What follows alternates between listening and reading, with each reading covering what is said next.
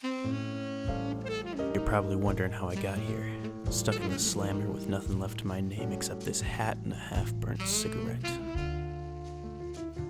Well, I suppose that story starts all the way back one night in 32.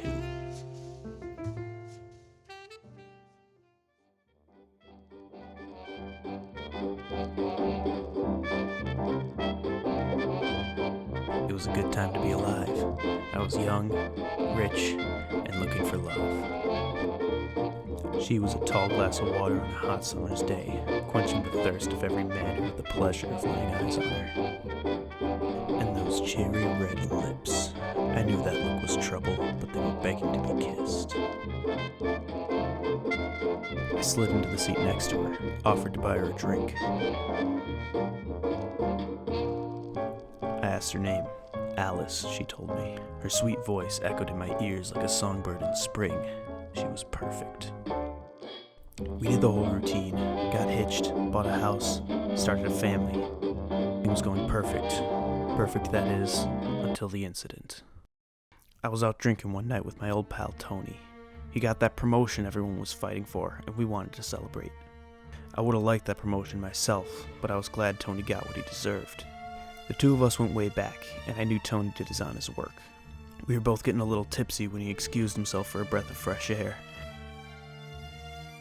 I turned, but before I could stop him, he was already out the door. After downing another bottle by myself, I got tired of waiting for the schmuck, so I decided to walk out after him.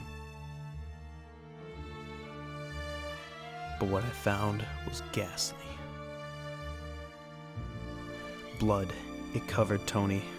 The sight combined with the drinks made me want to wrench. But it got worse when I noticed it was my knife plunged into his stomach. When I heard the sirens, I ran. I knew I shouldn't have, but I felt sick and afraid. I wanted to pretend this nightmare never happened. I staggered home, too drunk to process the thoughts circling through my head. I'm not sure how, but I made it to the bedroom without waking up the family. When I walked in, Alice was already asleep, and I passed out before I could kiss her goodnight. I woke up to the smell of Alice's cooking and the sound of my boys playing downstairs, but the moment was interrupted by my pounding headache. Like any other morning, I made my way downstairs to greet the family and retrieve the morning paper. But as I opened to the front page, I was hit with the terrifying reality of my friend's murder. And worst of all, they thought I was the one who did it. That's when I knew if I wanted to clear my name, I'd have to find Tony's true killer. There was only one person I could think of that would kill Tony, his damned assistant, Maria. She was already jealous of Tony's job, and there's no doubt she was upset about that promotion. It was a hunch, but it had to be her. Who else could it be? I followed her home after work, and I decided to confront her to confirm my suspicions. As I closed in, I noticed she was walking with one of the new guys. I caught the tail end of their conversation. It was something along the lines of, I once threw up in my girlfriend's litter box and I couldn't care enough to clean it up. That's how I knew it was over. The conversation caught me off guard, but that wasn't enough to stop me. I was here to do a job, and I'd be damned if I didn't. I stopped thinking and made a quick approach. The two were startled at the sight of me. I must have looked like a madman when I spoke, but I didn't back off. I demanded to know what she was doing the night prior, where she was, what she was doing, who she was with. But the new guy intervened. He looked at me like I was stupid. What do you mean, he said. I was with Maria at the drive-in last night. Was he lying? No, he had no reason to lie. My hunch was wrong. Maybe the paper was right all along. I was drunk last night. Did I forget? No way. He was my best friend. I was out of it, though. But I wasn't in a clear state of mind, and I did want the promotion. Was I just going insane? Alice's voice broke my confusion. She told me everything was going to be all right. She said she'd help me if I just turned myself in. She said she could sort it all out.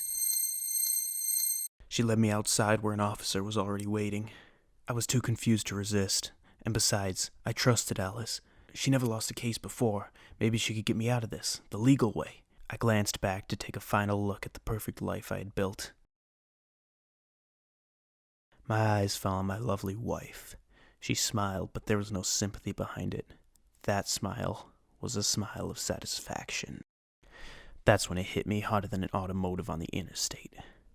I'd been played for a fool since the very beginning. The court hearing was so fast I could barely open my mouth before they threw me in the slammer with a 30-year sentence. I knew from the very beginning a girl like her would be the end of me, but maybe it was all worth it just to have kissed those cherry red lips.